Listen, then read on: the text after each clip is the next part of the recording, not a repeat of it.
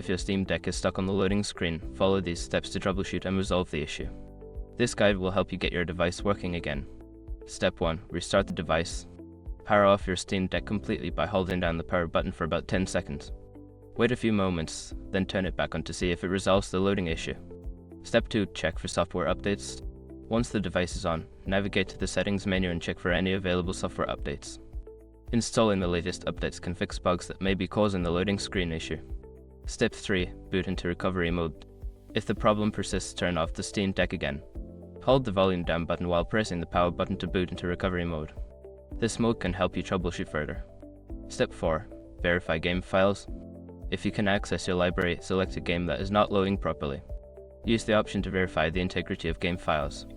This process will check for and replace any corrupted files that could be causing the issue. Step 5. Factory reset. As a last resort, if none of the previous steps work, consider performing a factory reset.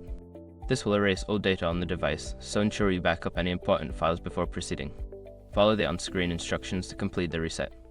By following these steps, you should be able to resolve the loading screen issue on your Steam Deck. If problems continue, consider reaching out to customer support for further assistance.